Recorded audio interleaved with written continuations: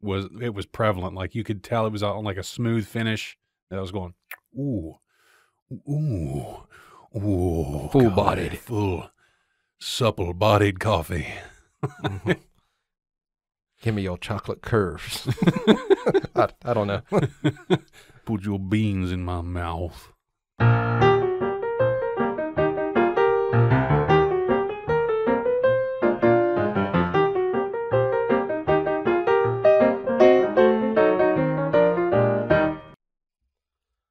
So what's going on here, guys? What's up? It is yet another day in the glorious planet Earth here. River Sullivan coming at you right here, right now, pre-recorded for your listening pleasure, with another episode of This Evening Tonight. And with me here, yet again, for yet another time, my silver fox is back, the connoisseur of coffee.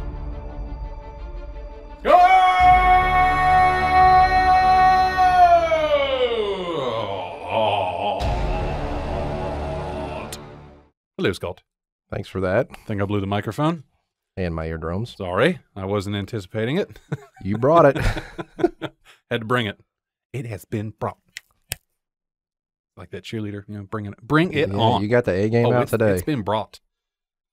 So this week, guys, we're drinking a new kind of coffee. Like last week, we had the Player One Coffee edition of the Neebs Gaming World Peace Medium Roast Edition. Today we're drinking the San Francisco Bay Coffee Bakery Blend, available at Sam's Club. We've got a big-ass 2-pound bag of it made in a nice French press. Whole bean, of course. You got to get the fresh grind. But it has a Baker's Chocolate Caramel Sweet Orange and a smooth finish. Medium roast from Central America. And I have to say, it is fantastic. Like, it tastes more like a dark roast, but maybe that was just the French press talking, but... Yeah, it's a medium roast. Oh, it's full-bodied. I taste there's a lot of beaniness in it. Some fine bean juice. Some fine bean juice right there. I like it, but I'm going to have to say the Neebs Gaming is probably... It was still better, yeah. Our reigning world champ right now. Like, because this says it has baker's chocolate in it, which, okay, maybe, but there was like a essence of dark chocolate in the Neebs one that... Speaking of that, have you ever had those chocolate-covered espresso beans? Oh, yes. Amazing. They used to have them in the MREs. They had them in the MREs? Mm-hmm. There's a local coffee shop in Morgantown, the Blue Moose Cafe, and they have... I'd been going to that coffee shop since I was like, a freshman in high school. Mm-hmm. Like I think I've been drinking coffee since I was about 9. But they do their own coffee beans there. Like they source them, and I guess I'm not sure, like they would have their own homemade roasted chocolate-covered espresso beans. And, oh, they were so good. And, like, I would go out there and just buy 2 bags of them at a time just because. Just because you could? No, because usually I would get a cup of coffee, and it was like a $5 minimum on a purchase with your debit card, and a cup of coffee was $2. So they're like, you need to buy something else. And I was like, I'll just get 2 bags of these, and they lasted me a while. All right, all right. So, yep, everybody with everything going on out here in the world, it's pretty depressing right now. As of last week's episode, we were talking about this old virus. Things are starting to get a little bit hectic here in the good old U.S. of A. Right now, in the state of West Virginia, we have 0 confirmed cases as of this recording on the 14th of March. So there is a little bit of delay in the uploads.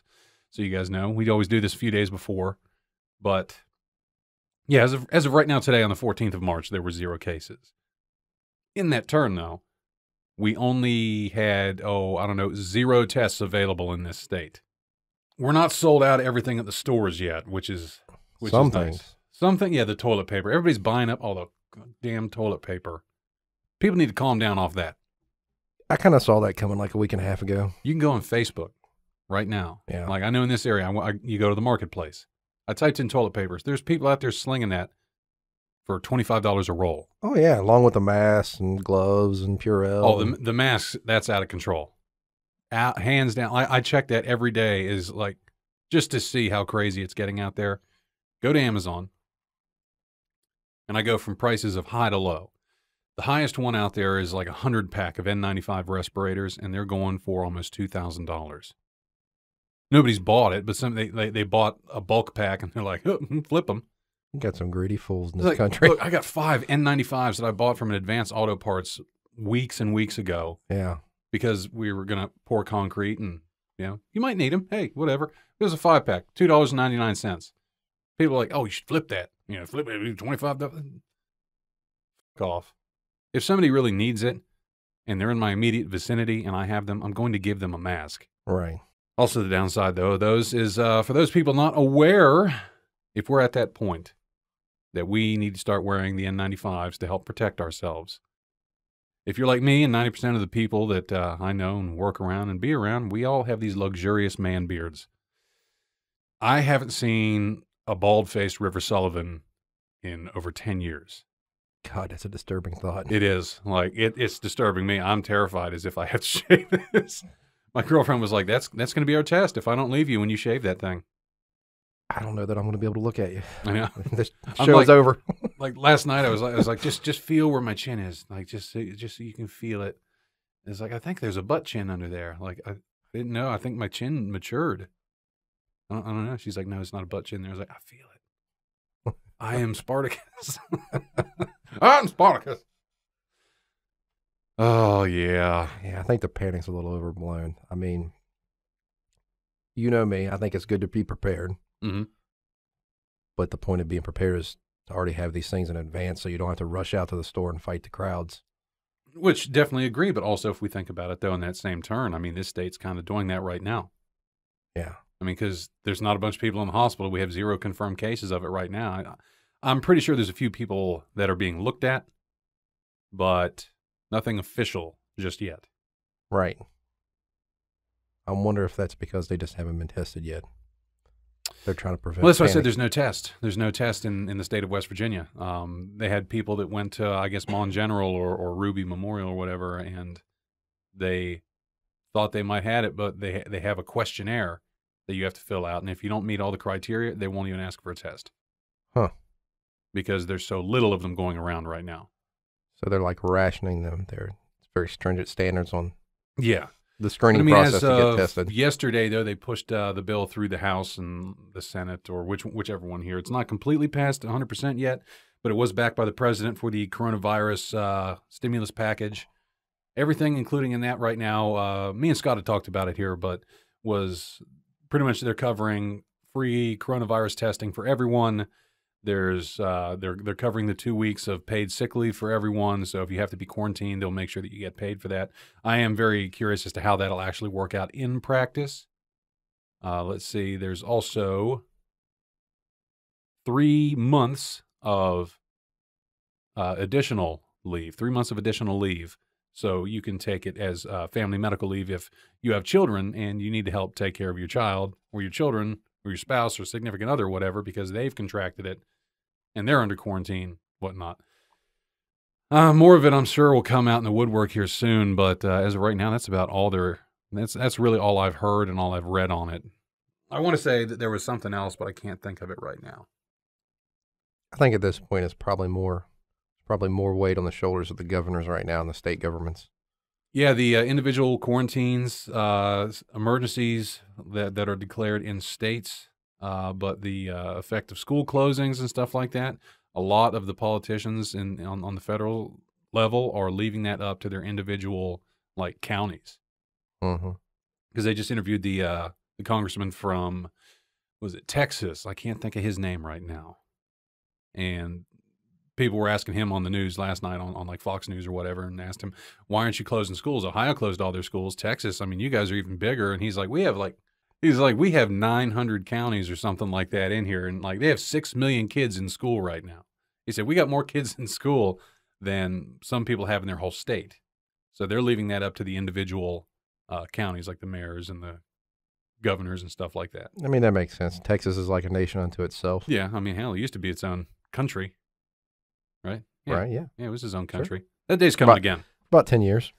So let's take our minds off this here a little bit. Everybody's worried about this this whole virus thing, and far be it from us for you guys to come here to this evening tonight to sit down and talk with old Scott and old River here.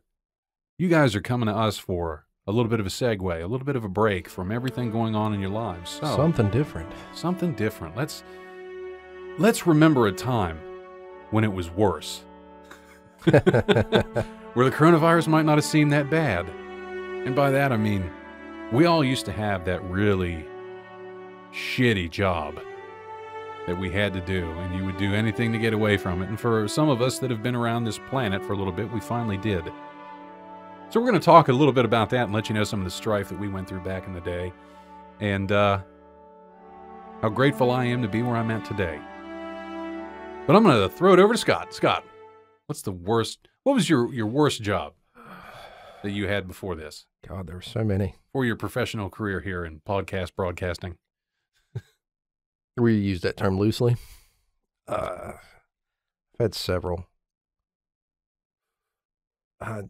Lowest paying job. How about that? We'll start there. Lowest paying My job. very first one, when I was still in high school, was Long John Silver's. Oh, yeah. Can you eat Long Johns after that, or it took a long time, and even still, it's not my favorite. Is it truly the same fryer? I heard they everything goes in the same fryer. Yes and no. Like, there are like usually 3 to 4 vats, like huge, like 2x2, 3x3 vats of nothing but this oil, grease, whatever. And that is literally how everything's cooked. Other than like, they do microwave like the healthier fish and whatnot. At least they did back then. Yeah. Like how microwave is the healthy option. Oh, we have these, you can get some hush puppies or these microwave pizza rolls. You want the grilled salmon? Here you go. Fresh out of the microwave. Yeah, grilled loosely. Oh, man. Ugh. And I love Long John's, though. And I know it's terrible for you. I haven't eaten, now I'll eat there once like every year. I don't think I've eaten there in like 2 years now. Mm-hmm. I mean, it is good now that I can eat it again. But I'd like to think, I never worked at any other fast foods, but that has to be one of the worst to work at because everything is deep fried. And you just get so saturated in oil, like your clothes smell like it. Your vehicle starts to smell like it. At first, yeah. Like, okay, so I worked fast food. I worked, I guess, 2. I worked at a Burger King, which I remember that smell of grease or whatever. At first, I remember I was like, this is kind of nice. It's kind of delicious. And then after like a month, you're like, oh, God, I'm sick. I want to end it all. Yeah, for several years after that, like even just driving by one and smelling the aroma of grease, I was like, oh. See, that's what gets me. That's what gets me. Like Burger King, that whole flame broiled thing, they really do flame broil them. Yeah. Like it's not a griddle. It's not like a liquid smoke thing like some people have thought that. Like the Whopper is about 12 inches in diameter sphere. It's massive. Yeah. And it's just a big frozen Frisbee. And you put it in this slot, and it's just constantly rotating. It's just got flame jets on both sides. And it goes through in a timed interval. So like sort of like a pizza oven, sort of. Yeah, but it's just flame throwing, like just off and on, like, and it gets those grill marks or whatever. Those are real. They're not like, they don't come that way. I'm gonna have to stop at Burger King on the way home now. Thank you for that. And they flop out. And they just like right there at the end of the tray, and you scoop them up with some tongs, and they're perfect every time. Same thing like the chicken. The chicken goes through the same thing. Grilled chicken done exactly the same way. The fish is fried, and oh man, like Burger King's trying to branch out though. Like, I remember when I left there because I'd gotten out of high school and joined the military. Like, they started doing hot dogs. Have you had a Burger King hot dog? No, that just sounds weird. I'm not mad at it because they throw the wiener through the flame broiler well, I too. guess if it's grilled, it's got to be good then. Yeah, it just comes right out and it's got that smoky flavor. That's really tricky territory though. With like when like those chain restaurants like try to branch out and do different things. Sometimes it turns out well. A lot of times it don't. Like, I'm sure you remember how Hardee's was pre-$6 burger. Back when they used to sell everything and anything, and it was cheap but good. Yeah, and you could still smoke in those Hardee's. They had, like, the sealed glass room, and there's ashtrays at every table. Most of them were open 24/7, so, of course, when you're a teenager, where are you going to go? You know? Yeah, God, I remember that growing up in the 90s. Like the McDonald's, they all had it. They all had a smoking section. Remember how long they had a smoking section at the mall for a while? Mm-hmm. Which, like, the only dividing thing between the non-smoking and smoking in the food court was tile. The smoke knows better than to cross over that grout.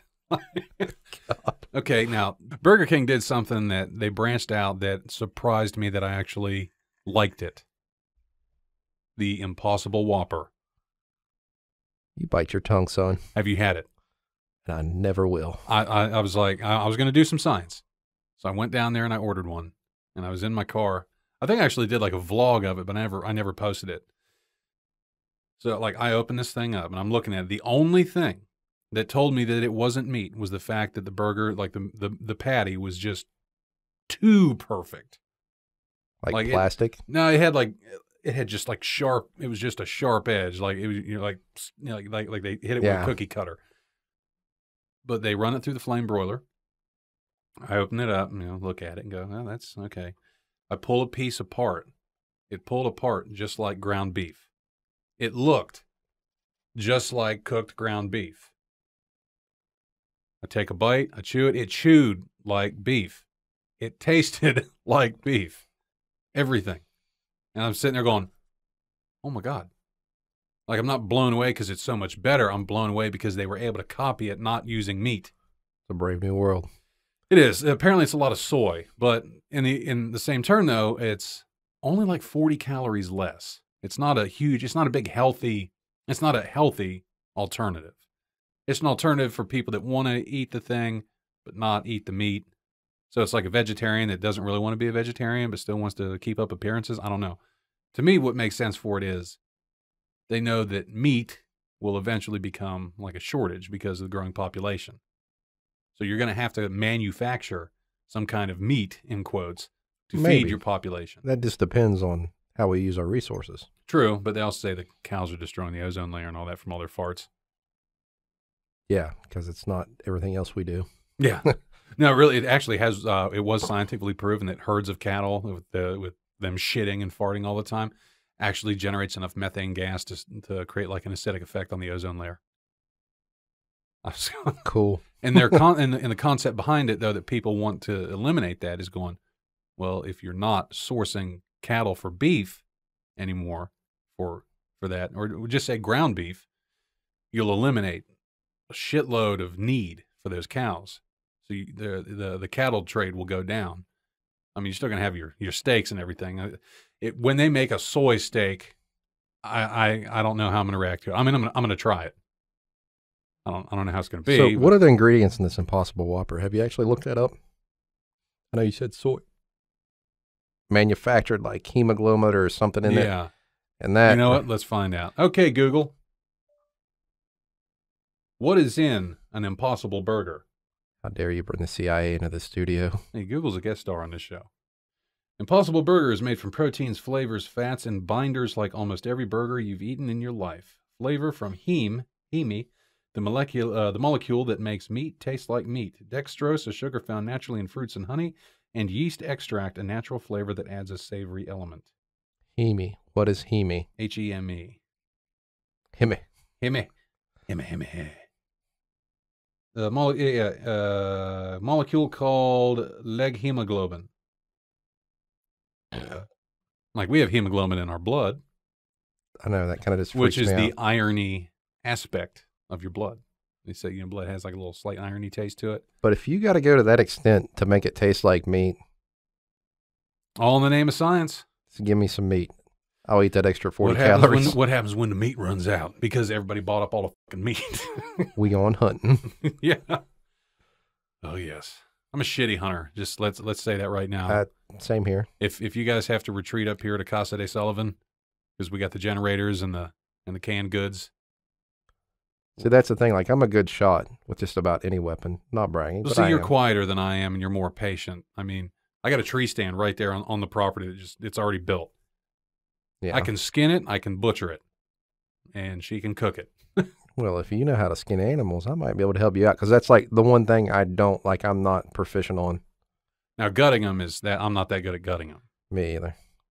We'll YouTube it in the apocalypse. Hopefully YouTube will still be running. We need to have some classes. I mean, I know how to gut one. I just haven't.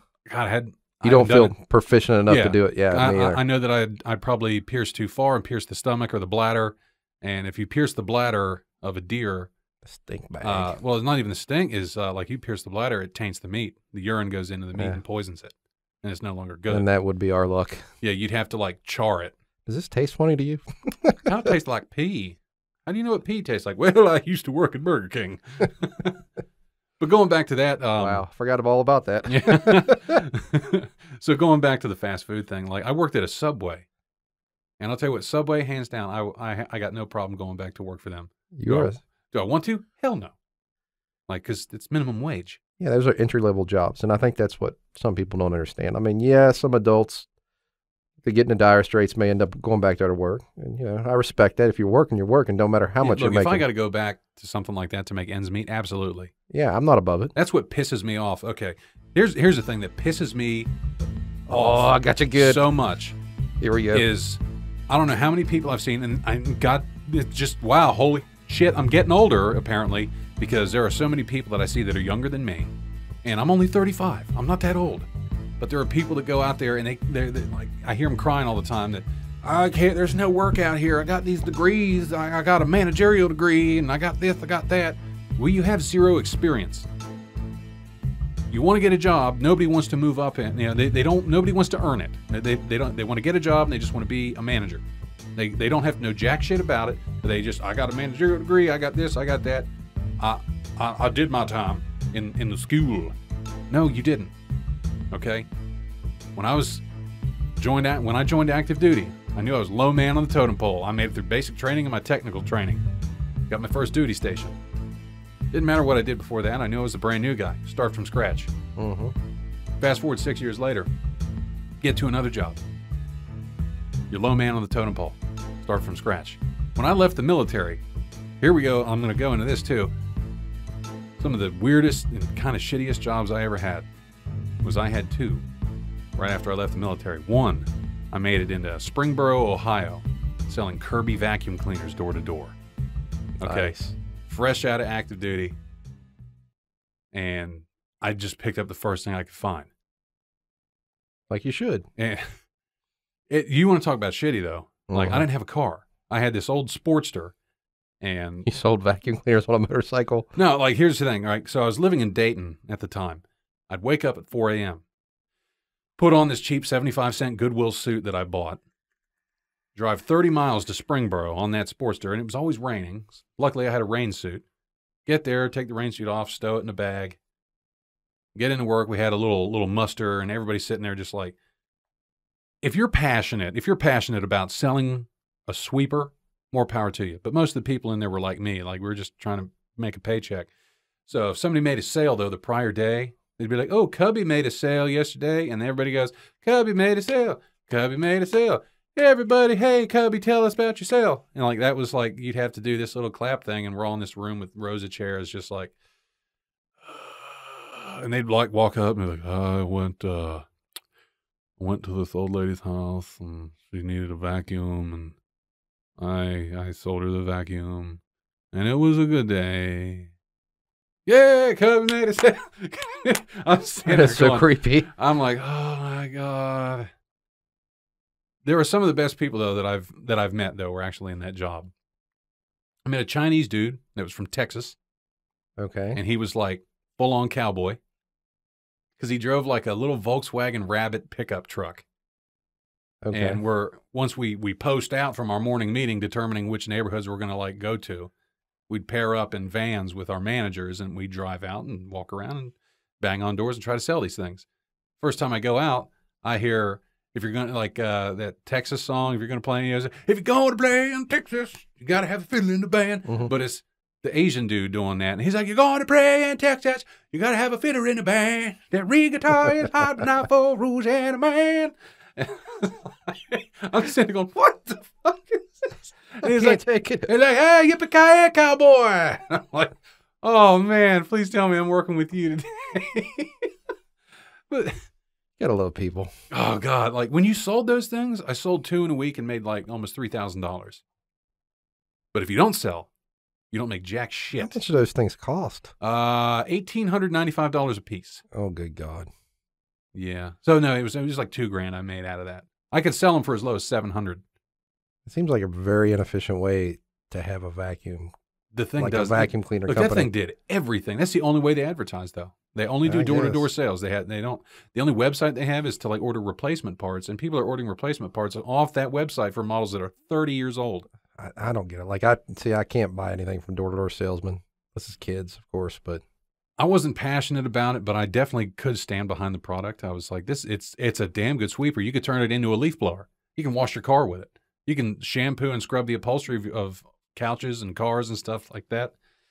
But something tells me you did some of these things. yeah. Oh no, oh wow. That's what would piss me off. Was we called it banging in. You'd go around, knock on a door, and be like, "Hello, my name is River. I'm doing a free carpet cleaning run room for free. You don't have to buy the Kirby. All you have to do is say no. I just come in here, clean the room for you for free. What do you say?" And then people would let me into the house, and it was always like I learned that I was reading people extremely wrong when I first started this job, because I would go into a house and see the big screen TV, nice chairs, whatever. And like the house was looking kind of put together. But like the dude was sitting there on his recliner, drinking a beer, relaxed with his shoes off or whatever. I'm like, it's his house. I'm standing there in a cheap suit, just like, okay, here we go. You know, you clean it, and you take the bag off, and there's like a little paper thing you put on there that will trap the dust in it, so you can actually see what it pulls. And it will pull like inch thick, like pad of dust out of just sweeping somebody's carpet, because the vacuum does work really good. And then you could turn it into a carpet shampooer. And like you put this water tank on it, hook it up, and it like blasts the water out. And you do a 3 foot by 3 foot square. And I do this to these people's carpet. And like you turn on the suction mode, cleans, draws all the moisture out, and that carpet that was like tan, almost brown, was snow white. I was like, "Oh, I'm sorry." He's like, "No, that's color of the original carpet there. This carpet used to be that color, man. Just smoke a lot of cigarettes. Vacuum, good vacuum." And by the time you get to the shampoo level, you're talking to them, you're BSing with them, you're showing them all the different functions this thing can do, and it's like 2 hours have gone by. And by the time you get the shampoo, that's where you're making your clothes. You know, you're trying to bring it home, trying to get them to buy it. And they'd be like, "Yeah, we can't afford that." I said, "Well, hang on now. We can talk about this." He said, "No, I'm unemployed." I'm like, "Well, all right then." So I went to their sink, cleaned out the shampooer, put it back in the box. And when you shampoo it, you're supposed to kind of do the whole room. I left them a perfect 3 foot by 3 foot, like Snow White square, called my manager, and left. Called my manager, though. And here's the thing with that was if your manager was out trying to close a sale with somebody else, you were hit. So I was stuck out in the neighborhood. So I went walking around with this vacuum on my back, just like holding this box, and it was like 85 degrees outside. Wearing a cheap-ass wool Goodwill suit. I'm sweating to death. My heart starts beating out of my chest, and I was like, I'm dehydrated. Like, I didn't bring any water. Like, and I'm not going back to those asshats and trying to, because, I mean, maybe they can't afford the water. I don't know. So I'm looking around, and I hear this saving grace sound. Like,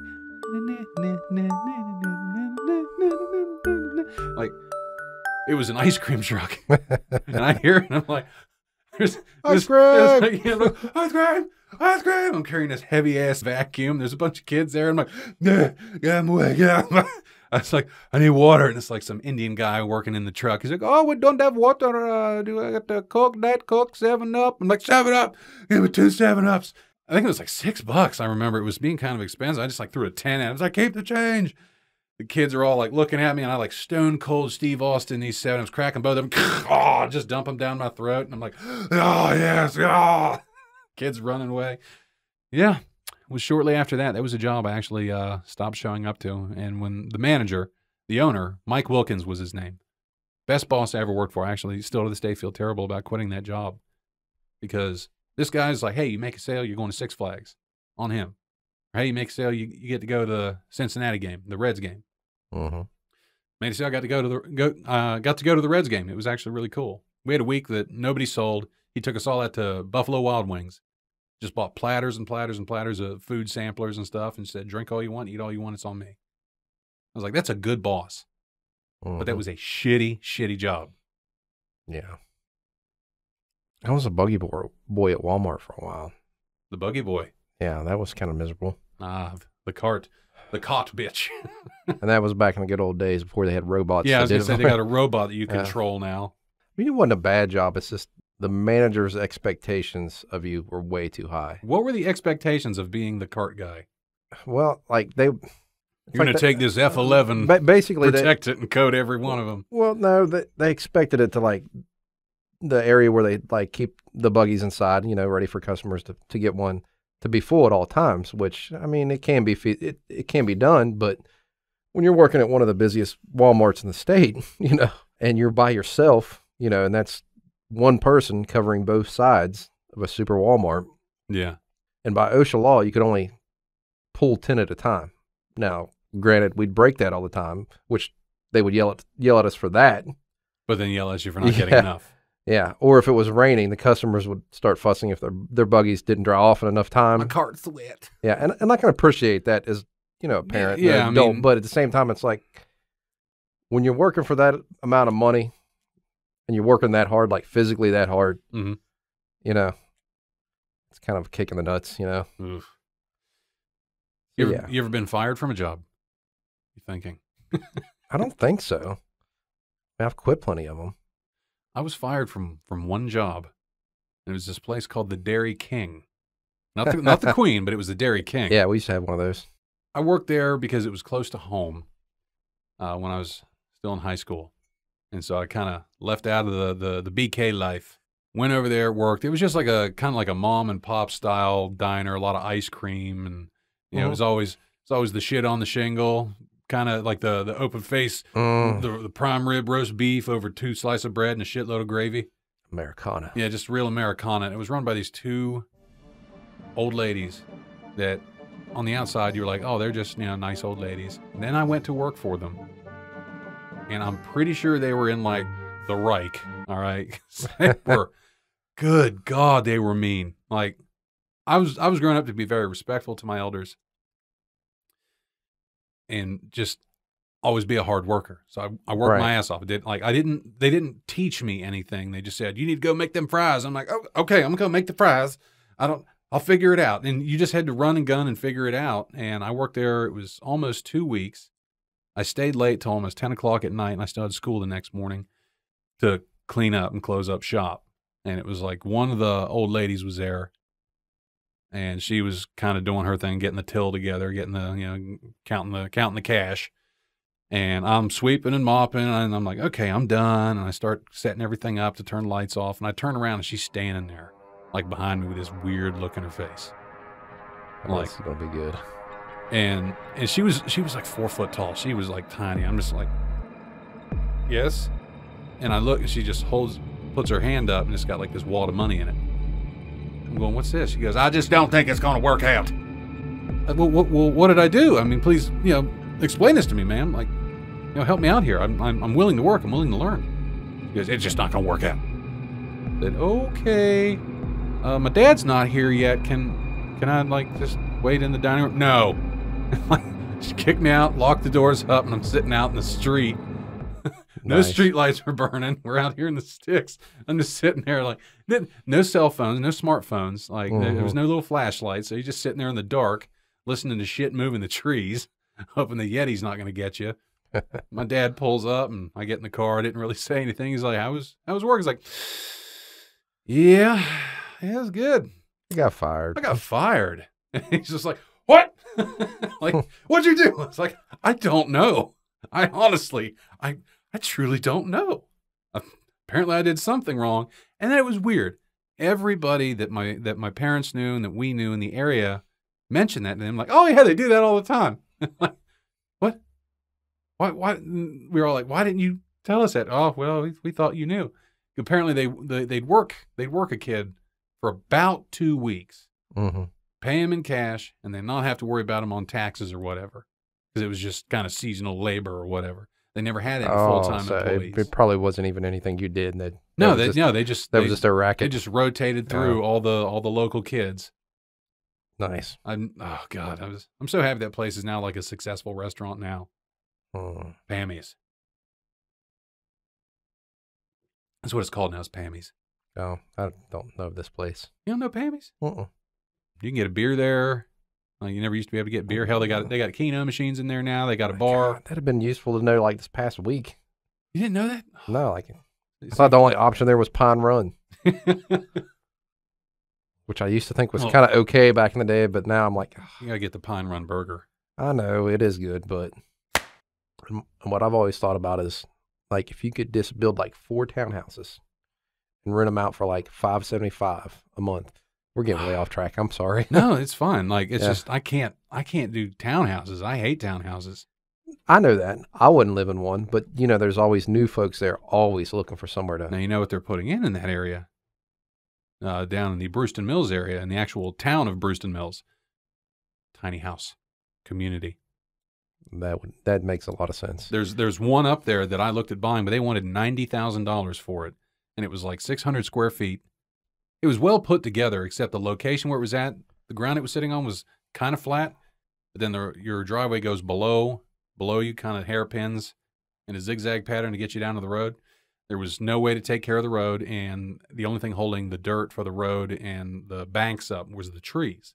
Mm-hmm. But the trees were also taking over into the building, and like they were a hazard into falling onto the house. So I told them, I said, I'll offer you $40,000 on that house. That is the most I'll do. And they're like, you're getting like almost a full acre there, and this house is practically brand new. And I was like, yeah, but I'm going to have to invest an additional $40,000 to $45,000 to build concrete and steel retaining walls to keep the house level and keep it from skidding out onto a main road, and keep the embankment above me from falling in and scooting onto the house and then scooting the house down onto the main road. They wouldn't do it. I guess somebody actually finally bought it. Somebody with more money than brains. But the plan for that was to get that much out of it. And I guess that person that owns all that land, they're going to build another one and then sell it and then build another one and make a tiny house settlement, like a little tiny house community. It makes sense, but it's a little expensive. Which you realize now, come to think of it, or I just realized now, do you know what tiny house community really is? Campground. Well, not only that, to me, it's the hipster version of a trailer park. Yeah, more or less. It's a hipster trailer park, because what all these tiny houses, to be tiny, they have to be up on a trailer with wheels that you can tow, because it circumvents a lot of taxes. And they're very minimalist, a lot of scratch-off tickets, a lot of ironic T-shirts. All right. Hipster trailer park. I've thought of it that way. That's It just dawned on me. Like, I don't understand why that little town hasn't grown. I know, like, it's not, you know, it's never going to blow up. Yeah. Because a lot of people still like to live, you know, in town, in Morgantown, because, you know, it's where all the stores and stuff are. But, like, you think at some point, like, there'd have been some kind of growth there. Mm-hmm. But instead it's been subdivisions around the area. Yeah. I don't know. Are they doing, like, there's some kind of, like, taxes in town that shun people away? I don't know. But anyway. So talking about these houses, you know, the hipster trailer park communities, you ever, what's like the worst place you've ever lived? I don't think I've really lived anywhere that bad. No, like you never rented like a real shitty house, or? About the only thing that probably would, you know, come close to that level was we did move to Morgantown for a while, like when it's been many years ago when I first got married. And the area that we rented an apartment in, it didn't look that bad. And it might not have been that bad of a neighborhood, but I didn't know anything about Morgantown, really. It's 3 times above the national cost of living average, though. Yeah. Like it's on par with like Los Angeles and New York City, which is housing insane. prices. Which is insane for this area. Like, I understand there's a lot of jobs there, but. So we moved into this apartment, and it was a duplex. So we were in the upstairs apartment. No, there was 4 apartments. There was 2 on top, 2 on bottom. The entrances to the 2 top ones were on one side, and the apartments underneath were on another side. But anyway, so I'm pretty sure I lived next door to a drug dealer. So, you know, my wife, you know, she grew up in the country, never really been, that was like her first experience moving outside of the town we live in. Mm-hmm. But at the time, you know, we were both working up in the area. So we move into this place, and like the very first night, like I come home and I can't get in the door with my key. So I'm pounding on the door thinking something's bad wrong. Well, here she comes. Apparently she had taken a chair and barricaded the door closed. Then I go to the bedroom and my pistol is loaded, sitting on the dresser, which was odd for her. So long story short, I'm pretty sure this guy next door was dealing drugs. I mean, you can never really know, but he always had people. Like, our doors were maybe 1.5 feet apart. you know, into this paved area. It was right Yeah. out front, like literally right outside our bedroom window. There were cars coming and going like all night. And like the stereotypical ones, like black Crown Vics from the 80s, you know, with systems in them, you know. Bunch of white guys with flat-billed hats. No, Any juggalos? no, I mean, I don't know, but like they would be out there, whether they were in their apartment or partying out in the parking lot, like all night, like loud. Like out there revving the engine of their car, like right outside our bedroom all night. Man, this Dodge Neon sounded real hot. So it spooked her. Like that was the last night she spent there. Like we literally, I only held the lease for 2 weeks. And the lady gave me my money back and we moved back home. Sorry. That was our Morgantown experience. And like it really, I mean, it wasn't a new apartment, but it wasn't bad. Like if it wasn't for that, it'd have been okay. Yeah. And like the neighborhood did not seem like a drug-infested neighborhood, but I mean, I guess you never know. I lived, when I lived in Morgantown there a while, it was several years ago now, I had a drug dealer that lived next to me. I'm sensing a pattern. And I was pretty sure he was. Well, I wasn't sure that he was when I first met him because I was pretty naive. I was sitting out on my porch at this place, and it was a duplex. I lived in the upstairs one. And this guy comes by, and he just had this weird vibe. Maybe it was the red mohawk and the fact he was shirtless, wearing like lederhosen, like shorty shorts with suspenders and no shirt and a red mohawk. He's like, "Hey, what's up, man?" I'm like, "Oh, yeah, just hanging out on my porch, drinking a beer." He's like, "Oh, well, welcome to the neighborhood." I was like, "Oh, man, you're a really nice guy." He's like, "Hey, man, you ever want to party? I'm right up the street." I was like, "Oh, man, yeah, I like parties. Those are fun." And I was like, "Wait a minute." It dawned on me. It's like, that's code. Like, I'm pretty sure you want to party is like cocaine. More than likely. But anyway, months had gone by, and I was upstairs, or, you know, in my apartment, and I was playing some PlayStation with some buddies. I had my headphones on, my headset, and we're playing like Destiny, so we're shooting up everything. And we're sitting there, I'm sitting there, and it's my buddies on party chat and everything, and we're talking, and I hear like this. I was like, "Oh, that's good ambiance in this game, man. That was really good sound." So realistic. And yeah, so I just keep playing. It was like a half hour later, and I still smoked at the time. So we got done with like a mission or whatever. And I said, "All right, guys, hang on. I'm gonna go outside and smoke real quick." I walk outside, and there's like 25 cop cars sitting out there, Nice. yellow tape everywhere, and everybody just kind of like the cops just kind of stopped and looked at me. I said, "Okay, what I miss? What's going on? Hey, fellas." They're like, one of the sheriff's deputies came up and talked to me. Said, and I was like, "What's going on?" He's like, "You didn't hear?" I said, "No, I mean, I live here." He's like, "No, I mean, you really didn't hear anything?" I said, "I had my headset on, man. I was playing games and stuff." I said, "Oh, well, your neighbor over here is a drug dealer, and I guess the local guys, like the sheriff's department, had like they filled him full of holes because he had somebody in there that was a wanted criminal, and they barricaded the door, and the cops kicked it in. This guy came at him with a shotgun, and they just shot him like 15 times. And I'm going, all right. Good to know. Walk back upstairs. My buddy's like, "Hey, you ready?" I said, "Yeah." "Hey, you'll never guess what just happened. Cops just killed a dude outside my house." Like, yeah. Wow, that makes me feel a lot better about my story. Oh, man. Then I found out that, like, so that was, if I was sitting out on my porch, it was to the left of me on the same side of my street. To the right, 2 houses down, was a meth lab. And I found that out because there was the telltale sign of a meth lab. I was sitting out on my porch, which is a habit that I had. I like to sit on my porch and drink a beer or something. I'm sitting out there, and this white girl with cornrows comes like haphazardly jogging / limping by me. And she got like the bedazzled jeans, the wife beater shirt, and the cornrows, and like a distracting underbite. She's like, "It's on fire. It's on fire. It's on fire." I'm like, what's on fire? She just kept going. And I look, and I see the door wide open to this house, and it's kind of slightly downhill. Begin to hear fire trucks in the distance. Well, here's the thing. I go down there, and it was like 15 yards from me. So I go walking down there. I see the door open, and I go in, and the door's open. There's like a smoke alarm going off. And like I'm going, "Hello, anybody in there? Anybody in there?" And like I see a guy that's kind of sitting on the floor. And I'm going, "Oh shit!" Like I could see some kind of smoke or whatever. didn't register till I ran in there and grabbed this guy up and tried to drag him out. And this smell hits me, and I get dizzy and like, oh, what the-" And then I look around the room, and there's like beakers and like a Bunsen burner and like a real shitty chemistry set in there. And it dawned on me, I'm dragging this guy out, and I set him down on the porch. And just in time, the cops roll up, fire department rolls up, EMT rolls up, and I was like, I live up the street. The cornrow lady rolled by me yelling, it's on fire. I go down there. This guy's kind of passed out. I pulled him out, and you guys showed up, and here we are. He's like, you got some money? Yeah, they ID me. And I was like, yeah, here, see, I live right up the road. And they're like, oh, okay. They're like, you know what's going on? I said, no, but I got a pretty good feeling. I said, I'm no chemist, but I have seen Breaking Bad.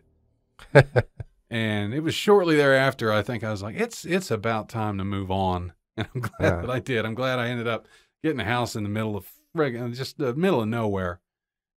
I don't blame you. I'm at peace. Yeah. I don't think I could ever live in that town. Yeah. Once I got out of my 20s, that shit gets old. Yeah. I mean, I have a harder time now convincing myself to go out and do shit with, out in town, because the only thing in my head is like a fucking traffic and college kids just I avoided it up all. the road and being stupid. I avoid it at all costs. Mm-hmm. I might like skirt the edges of town where shopping districts are, but yeah, the thing I got going now is the only thing it's bucket list for me is, and it's hard to do considering where I live at, is to tell somebody to get off my lawn and mean it. Because if they're on my lawn, they've circumvented through a state forest, and they're definitely not supposed to be here. your time's coming. Yeah, I mean, hell, this viral thing gets any worse. Yeah, there'll be get the fuck off my lawn. But I mean, it's kind of a shame because like I didn't grow up in town, but I grew up coming to town for different things, and events. And it never seemed like that bad of a town. You know what I mean? It never used to be. Morgantown never used to be that bad of a town. I was born in that town. Yeah. And it was a town that you could sleep with your doors unlocked. We used to have a block party on the street I grew up on. I grew up on Ridgeway Avenue. And I remember that was one of my most fond childhood memories, was every summer during, school summer vacation, was everybody on the block did like a big covered dish. Everybody made something, met up outside somebody's house. They set up tables. We had a block party. We even roped off the street because you could do that. You didn't need a permit. You just did it. And even the cops came by, they're like, oh, it's a block party. All right. Yeah. Well, yeah, them. Tell them to go around. Give me a sandwich. Yeah. When a car would come flying by in the neighborhood and we were out in the street playing, and my dad would scream at him, slow down. And they did. Yeah. We do that now. Yeah. Where we live. Oh, I do. Say we, but it's really just me. I'm probably that guy in my neighborhood. That's a good memory. I remember my dad, where like some college kid would fly by, he screamed at him to slow down. My dad is nowhere near as tall as I am. I'm like 6'4" on a good day, average 6'3", depends on the shoes. But my dad, he's like 5'9", 5'10", but he was just massive coal miner. Dude was built like a brick shithouse. And he would scream at these college, slow down. And one guy stopped and slammed in reverse and like looked at him. My dad's like, what? He's just drove away. Never mind. I was like, he is short, but he is extremely strong. He is terrifying. And I don't know why I sound like that as a kid, but yeah. Now Morgantown has a major crimes unit. Yeah, like gonna get their own TV show. There has been a rash of arrests of people from out of state, mainly from the Baltimore area and the Cleveland, Ohio type places. You know when that really started? It was a few years ago. 5 or 10 years ago, if I'm not mistaken. It was only just a few.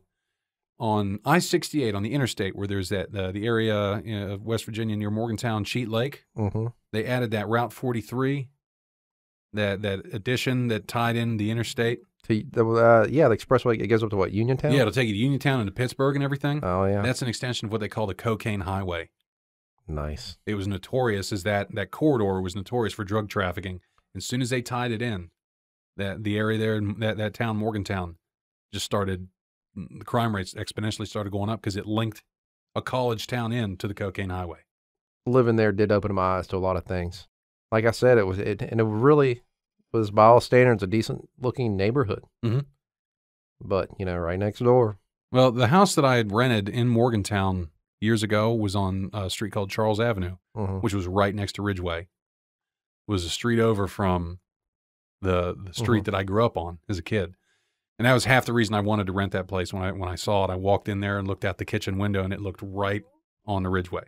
Nice. I was like, cool. It was the last bastion. It was the Woodburn area. I called it the last bastion of real family neighborhoods. On my side of the street was all rentals. On the opposite side of the street on Charles Avenue, it was all families. Every single one of them was a family household. And some of those families were still there from when I was a kid. And I thought that was the coolest thing ever. But I knew it was just that matter of time. It was just time to go, man. After the drug dealer getting murked and the meth house almost exploding. And it just, it was just time to go. I got tired of the college kids messing with my cars. I had bought this new car, my first new car ever. And I went to work and didn't even know it till I got out of my car. Somebody had splatted a cheeseburger on the side of my car, like a patty. And it must have been piping hot because the cheese had bonded to the burger that had bonded to my car. Oh, God. And made it like 20-some miles down the interstate doing 70 and was still on the car. You ever wonder, like, these kids, like, realize how close they are to death sometimes? No, they don't. Same thing I said before. It's a deer with some AirPods and a backpack that just stares at you on the road.